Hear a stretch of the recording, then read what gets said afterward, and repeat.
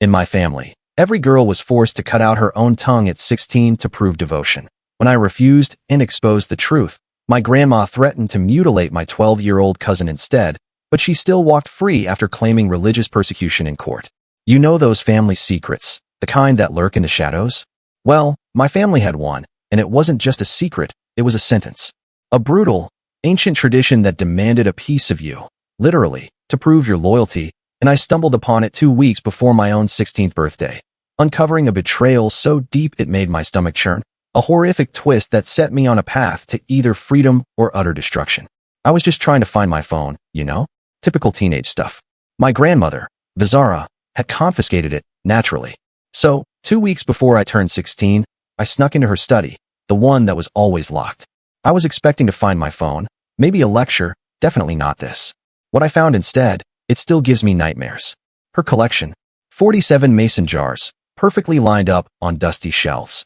And in each one, a human tongue, floating, suspended in this gross, yellowed formaldehyde.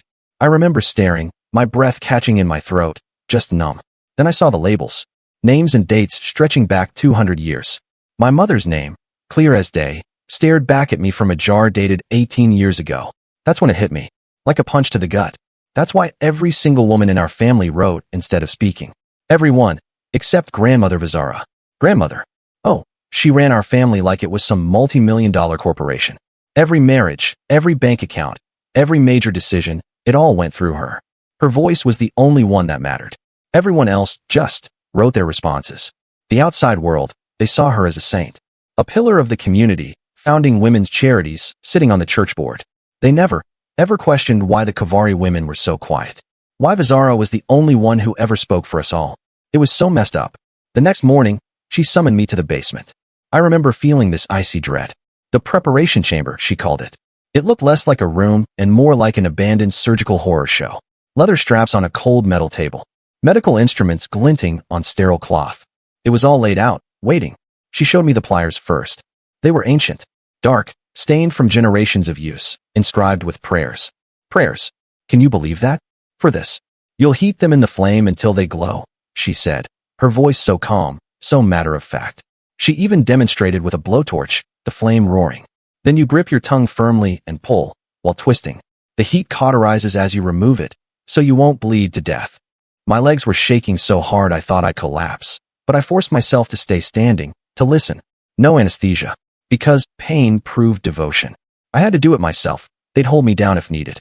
My mother would be there, watching. My jar was already made, my name etched into the glass. Your mother didn't hesitate, grandmother said, almost smiling. The tradition passes from mother to daughter. As I guided your mother, she will guide mine. She even assigned me to live with the healed sisters for my remaining days. These were the women who'd already gone through this horror, who would prepare my spirit. That's when I really saw the truth hiding behind their constant, vacant smiles. Their eyes. Oh God, their eyes. They burned with a rage, a fury that completely contradicted every pleasant nod, every quiet gesture. I noticed they had their own sign language, one grandmother didn't know about. And some had these horrific scars where they must have tried to scream, torn their mouths raw. My cousin Nyl, for example. She tried to run 3 years ago. They dragged her back, held her down while grandmother directed the others to do it for her. Another cousin, Zeraphine, she went completely insane afterward. Tried to cut out her own eyes because she couldn't stand seeing what she couldn't speak about. And the husbands chosen for us. They were picked specifically because they wanted wives who couldn't talk back, who couldn't call for help. That was it. I had to do something. I found my mother's hidden journal, wrapped in plastic, stuffed in a toilet tank. 20 years of suppressed words filled those pages. And then I read it, a line that twisted my gut. I wanted to warn you, but how could I? She speaks, and we obey. That was it. That was the moment I decided. I was going to burn it all down. Over the next 3 days, I set up hidden cameras throughout the house. I documented everything. The jar room. The preparation chamber. I recorded grandmother, calm as could be, explaining the ritual. Photos of the medical tools. The signed contracts where husbands requested silent wives. I took it all. On the 4th night, I made another horrifying discovery. My 12-year-old cousin, Landria, would be next after me. Next. I couldn't let that happen. Not to her. So I acted. I mailed copies of everything to local police stations, to state investigators. I sent packages to journalists, documentary filmmakers, women's rights attorneys.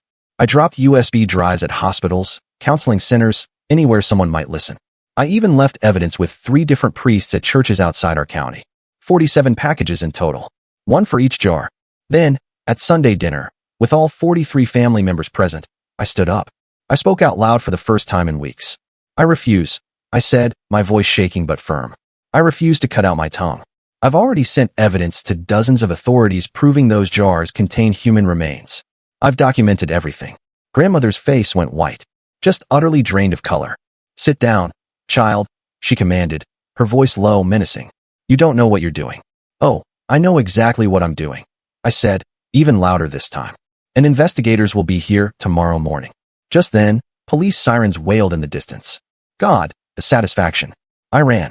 But grandmother had connections everywhere.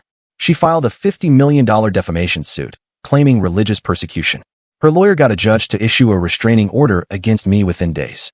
In the jar room, it was mysteriously sanitized clean before the police even served the warrant. My own mother, can you believe it, stood with grandmother on the courthouse steps, holding a sign that read, I chose silence freely. Extended family members started showing up at my safe house. Dead animals appeared on my doorstep with their tongues ripped out. The investigation stalled. Witnesses recanted their statements. Major religious organizations rallied behind grandmother, screaming, government overreach. Then Landria disappeared.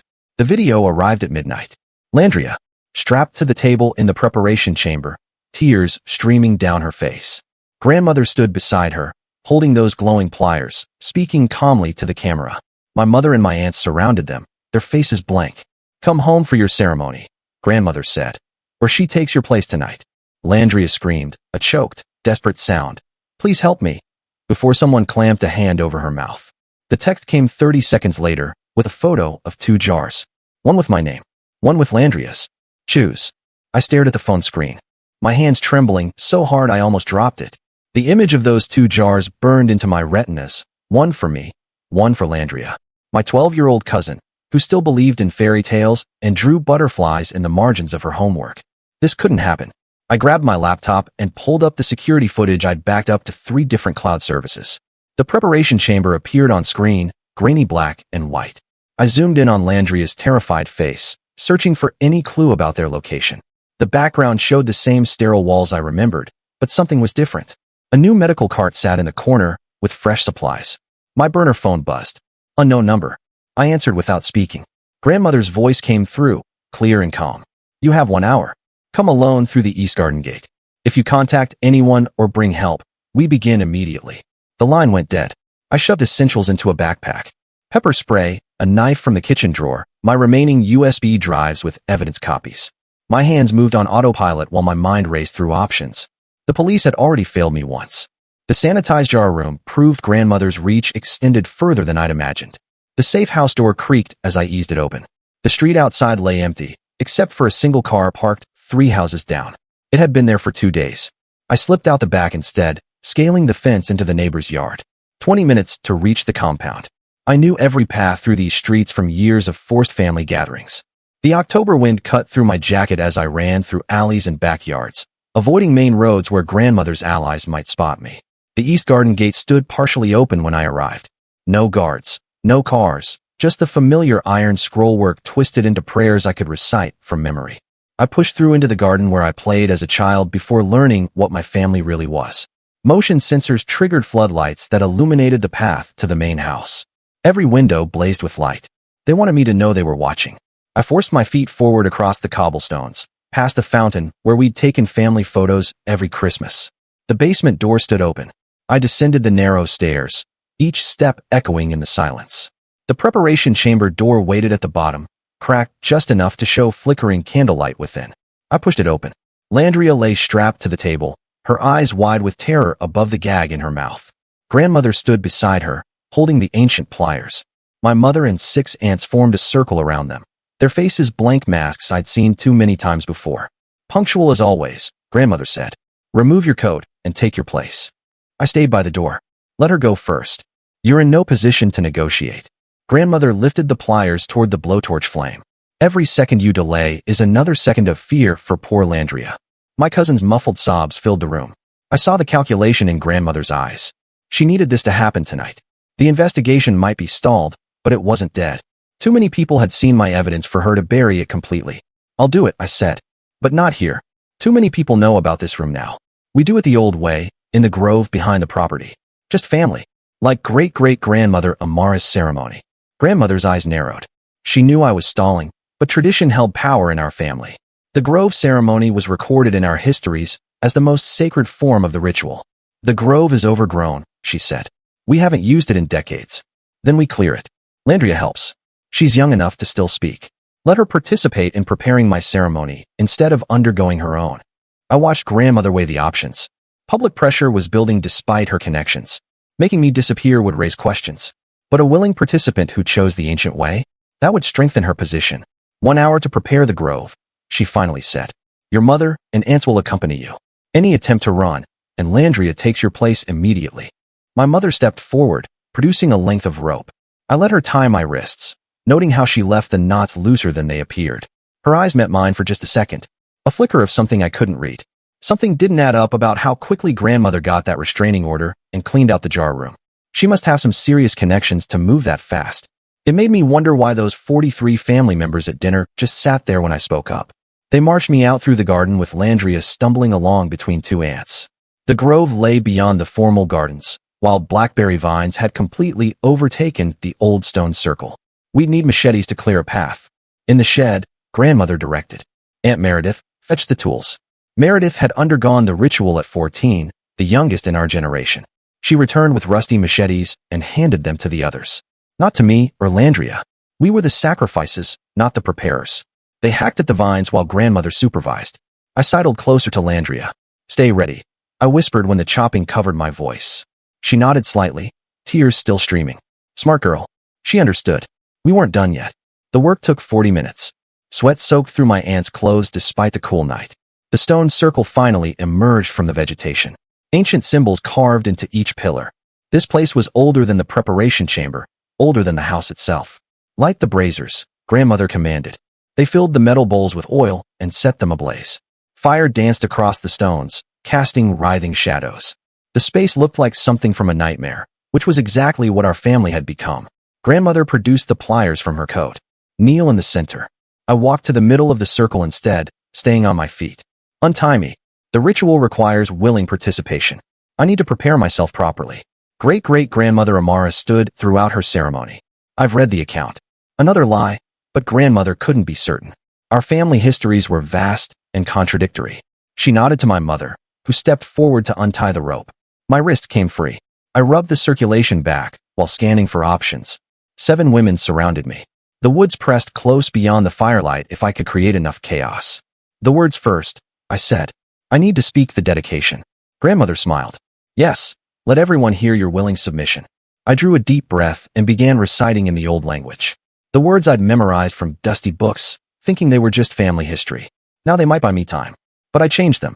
Where the ritual spoke of silence, I spoke of voice. Where it praised obedience, I praised rebellion. Grandmother's face darkened as she recognized the inversions. Enough, she snapped. You mock sacred tradition. I'm creating new tradition. I backed toward the edge of the circle. One where we keep our tongues and use them to speak truth. Seize her. My aunts lunged forward. I dodged left, shoving past Aunt Caroline. Her grip caught my sleeve, but the fabric tore. I sprinted for the treeline. Stop, or Landria pays. I froze, turned back to see grandmother pressing the pliers against my cousin's throat. I'm losing patience. Grandmother said. Return to the circle or watch her suffer. Landria's eyes pleaded with me. But something else moved in the darkness beyond the fire. A figure slipping between the trees. Then another. I'll come back, I said loudly, buying time. Just don't hurt her. I walked slowly toward the circle, watching the shadows. More movement. Someone was out there. But who? Grandmother's allies or something else? A branch snapped in the woods. Everyone turned toward the sound. That's when the first woman stepped into the firelight. Cousin Nyla, the one who tried to run 3 years ago.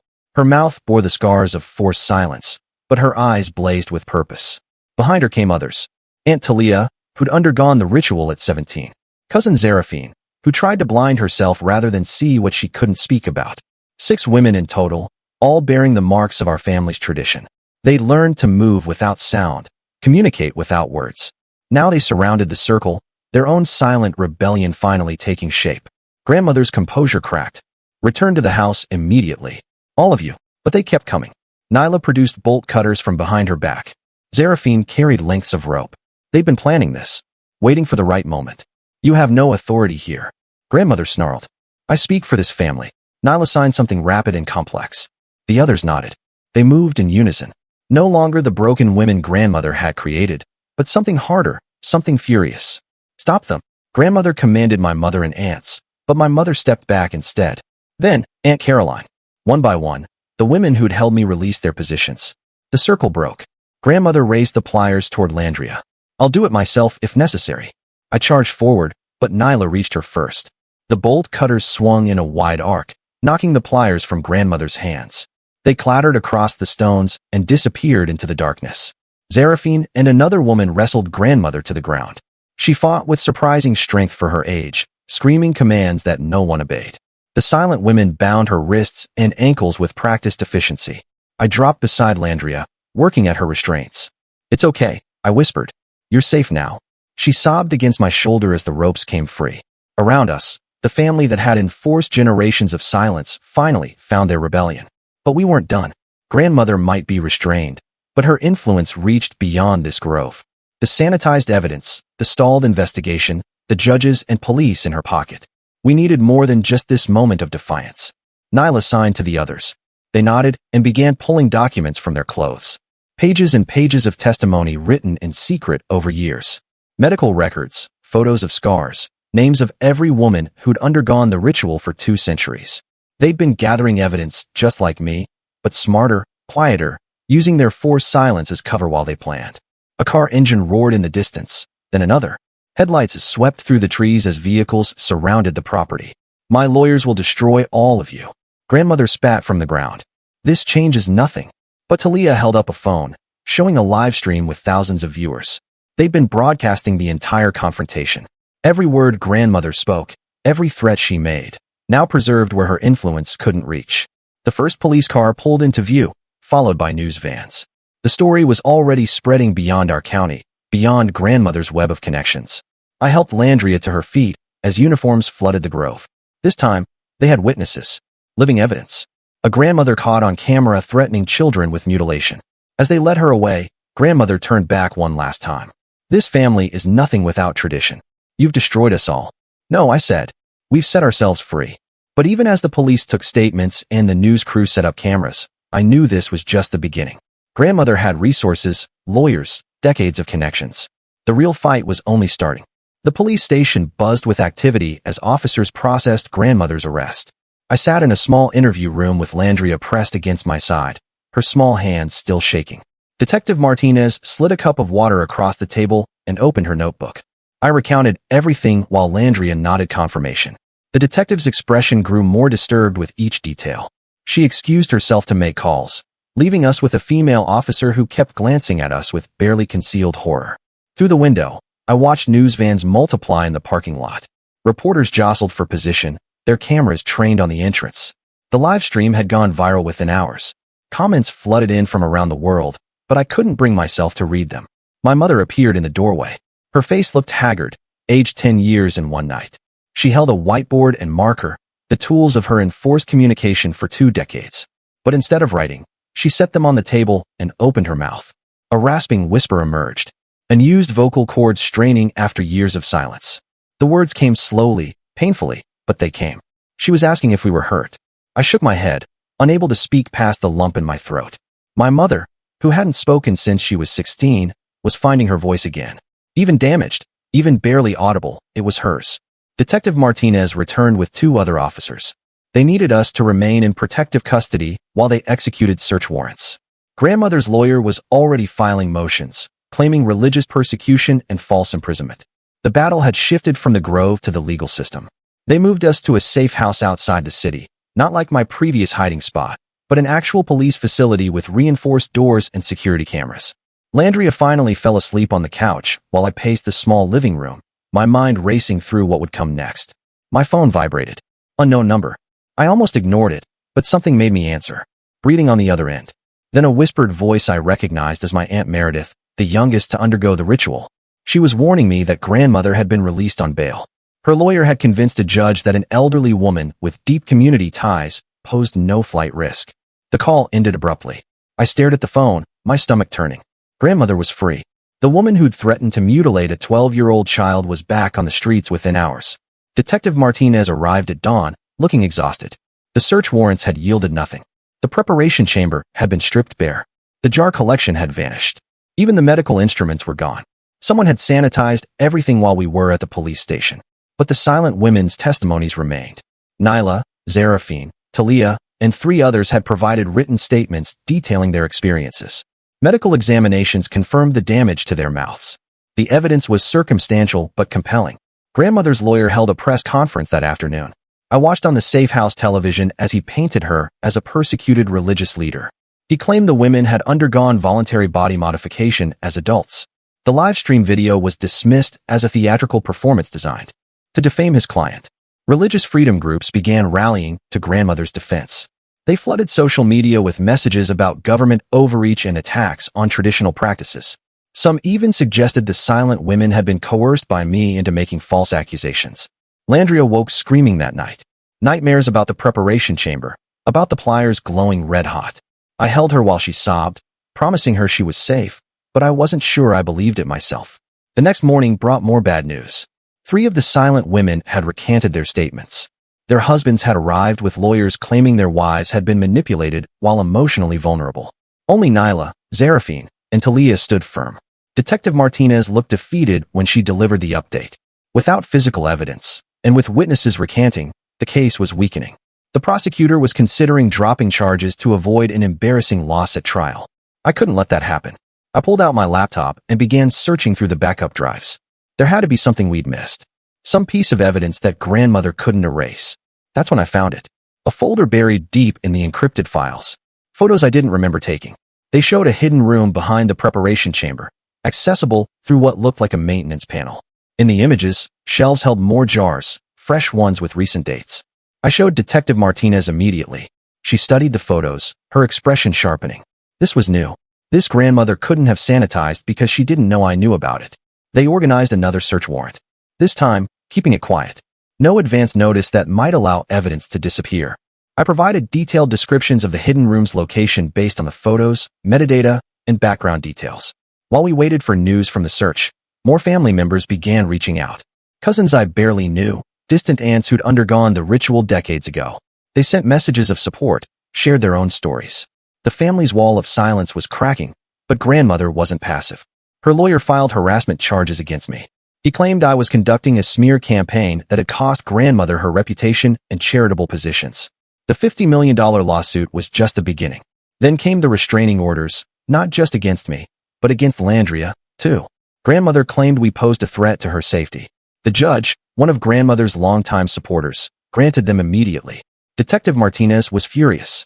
A 12-year-old victim being legally barred from testifying against her would-be abuser was obscene. But the law was the law, and grandmother knew how to use it.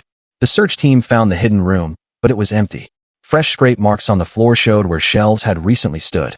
Someone had cleared it out, probably while we were discovering the photos. We were always one step behind. Landria grew quieter each day. The brave girl who'd understood my signal in the grove was retreating into herself. She flinched at sudden movements and refused to speak about that night. The trauma was settling in, and I felt helpless to stop it. My mother visited despite the legal risks. She brought a tablet, typing messages she couldn't yet speak aloud. She revealed that grandmother had called a family meeting. Attendance was mandatory for all women who'd undergone the ritual. Those who refused would be cut off from the family trust funds that many depended on. The meeting was in 2 days. My mother was terrified but planned to attend. She needed to know what grandmother was planning. I begged her not to go, but she insisted. After 20 years of silence, she was done being afraid. That night, Nyla appeared at the safe house. The police almost arrested her before I confirmed she was family. She'd climbed out a second-story window to escape her husband's supervision. Through sign language and written notes, she conveyed urgent information. Grandmother was planning something big. She'd been meeting with religious leaders from other communities who practiced similar traditions. They were organizing a legal defense fund and preparing to challenge any prosecution as religious persecution. But more concerning was what Nyla had overheard about the family meeting. Grandmother intended to perform an emergency ritual. Multiple girls would undergo the ceremony simultaneously to prove the tradition's importance.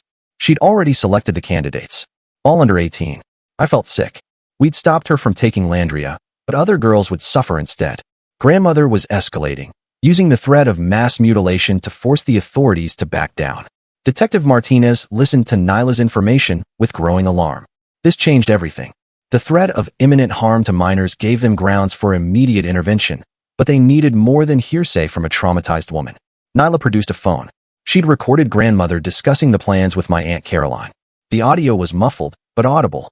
Grandmother's voice clearly stated that 5 girls would undergo the ritual if charges weren't dropped within 48 hours. The police mobilized immediately. This was no longer about past crimes, but preventing future ones. They began identifying the potential victims. All cousins between 13 and 17. Child Protective Services was notified, but grandmother had anticipated this. The families had already moved the girls to unknown locations. When police arrived at their homes, they found empty bedrooms and parents who claimed their daughters were at spiritual retreats that they couldn't disclose. The prosecutor finally engaged. The threat against minors changed the legal calculation. They filed emergency injunctions and began preparing arrests for anyone involved in planning the mass ritual. But finding the girls remained a priority. I studied the family patterns, trying to think like grandmother. She valued tradition above all. The mass ritual wouldn't happen in some random location. It would be somewhere significant to our family history. Then I remembered the old family estate 3 hours north. It had been abandoned for decades after a fire destroyed the main house, but the ceremonial buildings remained. Grandmother had taken us there once for a family history lesson. I shared this with Detective Martinez. She dispatched units immediately while keeping others stationed at known family properties. We could only hope I was right. The wait was excruciating. Landria clung to my hand as we sat by the phone. Each minute that passed was another minute those girls were in danger. I'd started this by exposing the family secret. If they were hurt because of my actions. The call came after 2 hours. They'd found them. All 5 girls were safe, though terrified. 14 family members had been arrested, including my Aunt Caroline and 3 cousins who'd been preparing the ceremonial space. But grandmother wasn't there. She'd anticipated this, too, sending others to do what she couldn't legally do herself. The mastermind remained free while her followers faced consequences. The arrests made national news despite our efforts to keep it local. Religious freedom advocates descended on our town. Protesters gathered outside the courthouse. Some supported us, horrified by the tradition. Others claimed we were attacking religious liberty. Grandmother gave interviews from her home, playing the persecuted elder perfectly. She spoke of centuries of tradition being destroyed by one rebellious teenager. She painted me as mentally unstable, influenced by modern ideas that threatened family values. The other silent women began breaking ranks. Years of conditioned obedience were hard to overcome, but the threat to their daughters had awakened something. My Aunt Beatrix, who'd been silent for 30 years, stood up at a family gathering and spoke a single word. Enough. More voices joined hers. Rusty, damaged, but determined. Women who'd been silenced for decades were finding ways to speak. Some could only whisper. Others managed just a few words, but they were speaking. The family meeting grandmother had planned became something else entirely. Instead of reaffirming the tradition, it became a reckoning. Sisters confronted sisters. Mothers faced daughters. The pain of generations spilled out in halting words and furious signs. Grandmother arrived to find her carefully controlled family in open rebellion. She commanded obedience, invoked tradition, threatened disinheritance. But her voice, which had ruled for so long, was now just one among many. The confrontation was raw. Women she'd silenced surrounded her, their eyes burning with decades of suppressed rage. They didn't touch her, didn't need to. Their presence, their refusal to submit was violence enough to her worldview. She retreated to her study, the same room where I discovered the jars. But the women followed. They demanded answers. Why had she been spared? Who decided she would keep her voice while they lost theirs? The truth emerged in fragments. Grandmother had been selected as the voice of her generation, the one who would speak for all. It was an honor, she insisted, a sacred responsibility. She'd guided them, protected them, made their decisions when they couldn't speak for themselves. But the women weren't buying it anymore. They'd seen their daughters threatened. They'd watched Landria strapped to that table. The tradition that had stolen their voices would not claim another generation. The family split completely. Those still loyal to grandmother retreated to her inner circle, but most chose freedom. They began the long process of healing, of learning to speak again, of reclaiming what had been taken. Legal proceedings ground forward slowly. The arrested family members faced various charges related to conspiracy and child endangerment. But grandmother herself remained untouched. Her lawyer successfully argued she'd neither participated in nor directly ordered the attempted mass ritual. Landria started therapy, beginning to process her trauma. She drew pictures of butterflies again, but now they had broken wings learning to fly. Her parents, finally free from grandmother's influence, supported her healing. My mother grew stronger each day. Her voice remained damaged, but she used it. She testified before Child Protective Services about the family tradition. She signed documents removing grandmother's power of attorney. She chose her own words for the first time in 20 years. The investigation expanded as more evidence surfaced. Other families practicing similar traditions were identified. The scope was larger than just our family, though ours was the most extreme. Authorities began treating it as organized child abuse rather than religious practice. But grandmother adapted. She portrayed herself as a scapegoat for broader religious persecution. She gave speeches at religious freedom rallies. She filed lawsuits against the police department, the prosecutor's office, and me personally. The stress was overwhelming. I'd wanted to save Landria, and I had, but the cost kept mounting. Death threats arrived daily. Extended family members I'd never met accused me of destroying their heritage. Some nights I wondered if I'd done the right thing. Then I'd see Landria smile, hear my mother speak, watch the silent women slowly reclaim their voices, and I knew whatever the cost, breaking the silence was worth it. The prosecutor built their case methodically. Without the physical evidence of the jars, they focused on testimony and the conspiracy to commit child abuse. It wasn't as strong as they'd hoped, but it might be enough. Grandmother's health began failing. The stress of losing control, of watching her carefully constructed world crumble, took its toll. She was hospitalized twice, each time using it to gain public sympathy. But the silent women weren't swayed by her frailty. They'd suffered for decades under her rule. They organized, creating support groups for recovering their voices. Speech therapists volunteered to help. The healing process was slow but real. More family secrets emerged. Financial records showed grandmother had been embezzling from the family trusts for years. The charities she'd founded were fronts for controlling family members. Her empire of control had been built on more than just tradition. The trial date approached. Witnesses were prepared. Evidence was organized. The entire town held its breath, waiting to see if justice would finally be served. But grandmother had one more card to play. She announced she was dying. Terminal cancer, she claimed. Her lawyer argued that prosecuting a dying elderly woman for religious practices was cruel and unusual. Medical records were subpoenaed. The cancer was real, but hardly terminal. Early stage, highly treatable. But the narrative had been set. Public opinion began shifting back in her favor. I watched it all from the safe house, feeling the walls close in. We'd come so far, exposed so much, saved so many. But grandmother might still escape justice, might still win through manipulation and lies. The silent women refused to give up. They organized a press conference, standing together to show their scars.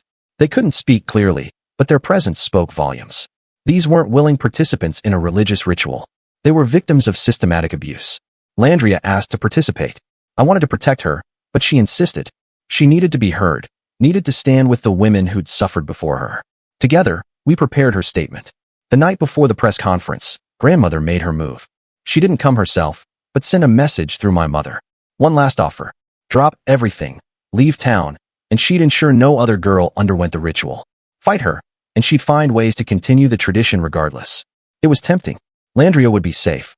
The other girls would be protected. All I had to do was abandon the fight for justice. Let grandmother win one last time. But I looked at my mother, at her scarred mouth, trying to form words of advice. I thought of Nyla, Zeraphine, Talia, and all the others who'd suffered. They deserved justice, not just a promise from the woman who'd hurt them. I sent back a single-word answer. No. The press conference proceeded as planned. The silent women stood in a line, survivors of a horror that had lasted generations. Landria read her statement clearly, her young voice carrying across the crowd. She spoke for all who couldn't, who'd been robbed of their voices before they could choose. The impact was immediate. Public opinion shifted decisively. Religious freedom advocates quietly withdrew support. Even grandmother's staunchest allies began distancing themselves. But the legal case still hinged on evidence and testimony, and grandmother's lawyer was skilled at creating doubt, at making the extraordinary seem impossible. As the trial began, I realized this wasn't ending. Not yet. Grandmother would fight to her last breath to preserve her power, her tradition, her control. The real battle was just beginning. The courtroom doors loomed ahead as I walked through the courthouse lobby. Landria gripped my hand tighter with each step. The prosecutor had warned us that grandmother's lawyer would try every trick to discredit our testimony. I'd prepared Landria as best I could, but nothing could truly ready a 12-year-old for what awaited inside. Detective Martinez met us at the security checkpoint. Her expression told me everything I needed to know about how the morning had gone. More witnesses had recanted overnight. The defense was painting this as a family dispute blown out of proportion by an unstable teenager seeking attention. We took our seats in the gallery as grandmother entered through a side door. She moved slowly, leaning heavily on a cane I'd never seen her use before. Her lawyer guided her to the defense table with exaggerated care. The performance had already begun. The judge called the court to order. I recognized him from grandmother's charity events over the years. They'd served on the same community boards. The prosecutor had tried to get him recused, but the motion was denied. We were fighting on grandmother's chosen battlefield. The defense presented their case with surgical precision. They called character witnesses who testified about grandmother's decades of charitable work. Religious scholars explained how certain communities practiced voluntary body modification as spiritual devotion. A psychiatrist suggested I suffered from false memory syndrome, implanting trauma where none existed. Each witness chipped away at our credibility. The silent women's testimonies were dismissed as coerced. The video from the Grove was reframed as a misunderstanding of religious ceremony. Even the recorded threats against the 5 girls were explained away as metaphorical language taken out of context. Landria trembled beside me as we watched our truth twisted into lies. I wanted to stand up and scream the real story, but the prosecutor had warned us to stay silent until called. Any outburst would only fuel the defense's narrative of emotional instability. During a recess, Nyla approached us in the hallway.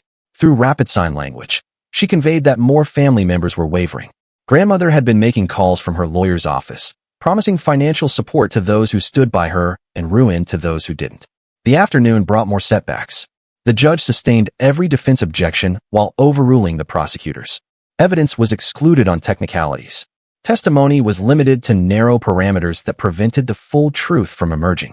The judge's bias was showing more clearly than grandmother's fake limp with that new cane she suddenly needed for sympathy points in court. Reasonable doubt had been expertly sown. When Landria finally took the stand, grandmother's lawyer transformed from grandfatherly to predator. He questioned her memory, suggested she'd been coached, implied she was seeking attention. My young cousin held up remarkably well, but I saw the cracks forming in her composure. The prosecutor tried to redirect to let Landria tell her story in her own words, but the judge cut her off repeatedly, claiming relevance issues. By the time she left the stand, her testimony had been reduced to fragments that barely conveyed the horror she'd experienced. My turn came next. I'd testified in depositions, given statements to police, but this was different. This was grandmother's arena, where she'd spent decades building influence. Her lawyer attacked my credibility from every angle, bringing up teenage mistakes, questioning my motives, suggesting mental health issues. I tried to stay focused on the facts, the jars, the preparation chamber, the tradition that had silenced generations of women. But each time I gained momentum, an objection would derail me. The judge's bias became more apparent with each ruling. The defense's closing argument painted grandmother as a victim of modern persecution, an elderly woman clinging to ancestral traditions in a world that no longer understood faith. They portrayed me as a troubled teen who'd manufactured a crisis for attention, dragging innocent family members into my delusion. The prosecutor fought back, highlighting the medical evidence, the testimonies that hadn't been recanted, the recorded threats, but the damage was done. The jury looked confused, overwhelmed by competing narratives. We waited in a small room while the jury deliberated. Landria had gone quiet, the fight drained out of her by the defense attorney's assault. My mother sat with us, her damaged voice offering whispered reassurances that none of us believed. The verdict came after 6 hours. Not guilty on all charges. The courtroom erupted. Grandmother's supporters cheered while our side sat in stunned silence.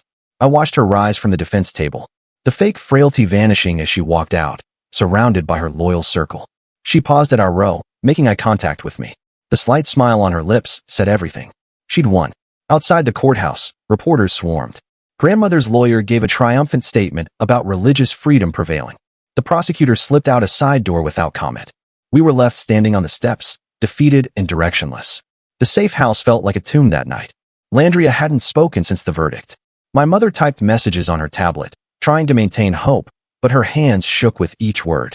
The other silent women had scattered, afraid of grandmother's promised retribution. Detective Martinez visited the next morning. The acquittal had emboldened grandmother's supporters.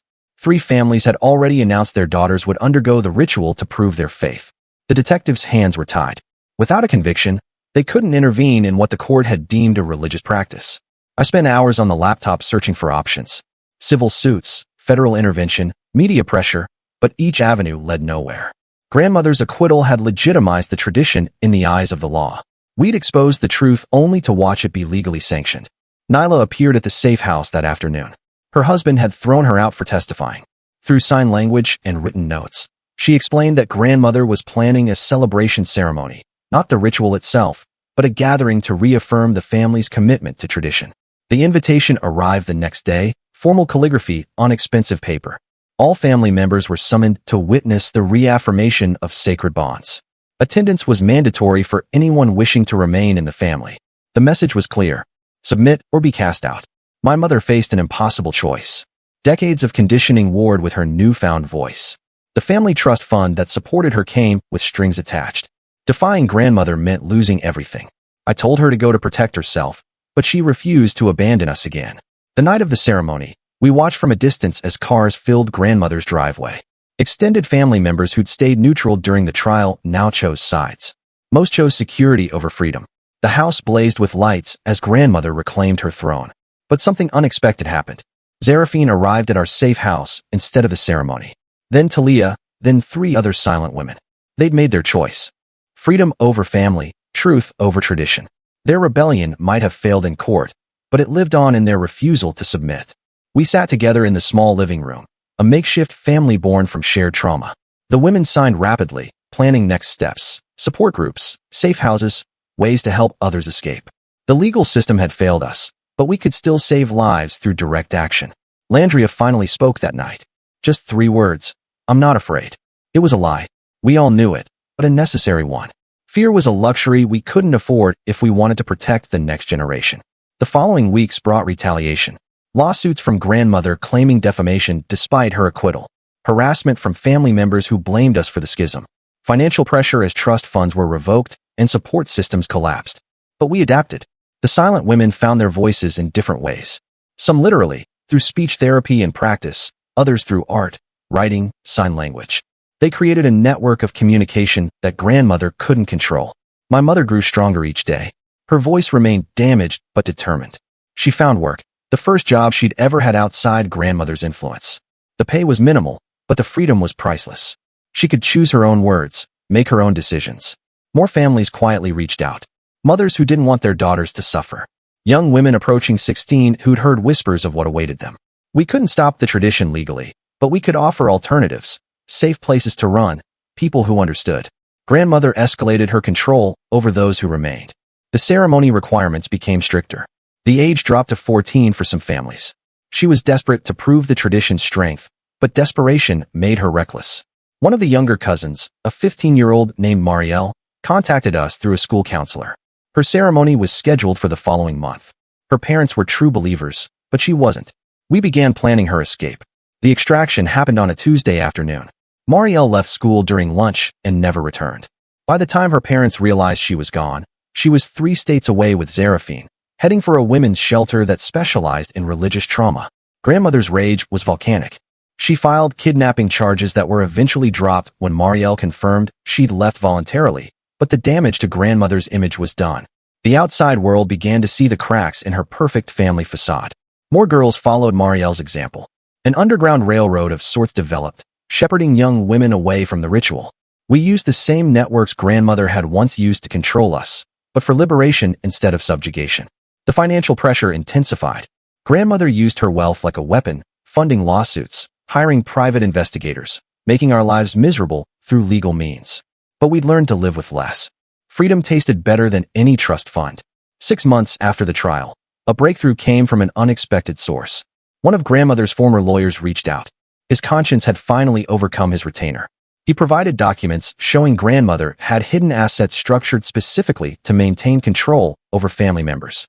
We couldn't retry the criminal case, but financial fraud was different. The IRS became interested in grandmother's charitable foundations. State regulators examined the trust structures. The empire she'd built on silence began facing scrutiny from angles she hadn't anticipated. Landria returned to school, different but not broken. She became a fierce advocate for other young girls, using her experience to educate counselors and teachers about signs of family abuse. Her butterflies evolved, too, from broken wings to soaring figures. The Silent Women's Support Group grew beyond our family. Other communities with similar traditions began reaching out. The legal system had failed us, but grassroots organizing offered hope. Each woman who found her voice inspired others to do the same. Grandmother's health genuinely declined this time. The stress of maintaining control over a fracturing family took its toll. She was hospitalized repeatedly, each time using it to guilt family members into returning. Some did, but fewer each time. The end came quietly on a Thursday morning. Grandmother died in her sleep, surrounded by the few family members who still believed in her vision. The funeral was a strange affair, split between those who mourned a tyrant and those who mourned the grandmother she could have been. Her will revealed one final manipulation. Everything was left to family members who'd undergone the ritual, with provisions requiring future generations to continue the tradition. But legal challenges were already being prepared. The empire built on silence would not survive its architect. The family property was eventually sold. The proceeds distributed among all descendants regardless of their choices. The preparation chamber was demolished. The grove was cleared and planted with a garden. Physical reminders of the tradition were erased, though the scars remained. Some family members reconciled. Others remained forever divided. The tradition survived in pockets, practiced by true believers who'd gone underground. We couldn't save everyone, but we'd saved enough. The chain of silence that had bound generations was broken. Landria grew up strong and vocal. She studied law, determined to prevent other families from hiding abuse behind religious freedom. My mother never fully recovered her voice, but she never stopped using it. The silent women became speakers, writers, teachers, and advocates. I found my own path in social work, helping families escape various forms of control and abuse. The skills learned in defying grandmother translated well to helping others find their freedom. Each person saved felt like a small victory against the tradition that had nearly claimed us. Years later, I received a package with no return address. Inside was a mason jar, empty except for a note. Your voice remains your own. I never learned who sent it, but I kept it as a reminder. Some victories are measured not in what we destroy, but in what we refuse to surrender. The tradition that had claimed 47 voices over 2 centuries ended not with a legal victory or dramatic confrontation, but with quiet resistance. Each woman who kept her tongue, each girl who escaped the ritual, each voice raised in defiance was a testament to the power of breaking silence. We'd lost the battle in court, but won the war for our futures. Grandmother's legacy of control died with her, replaced by a new tradition, women speaking their truth no matter the cost. The jars were gone, but our voices remained. That was victory enough.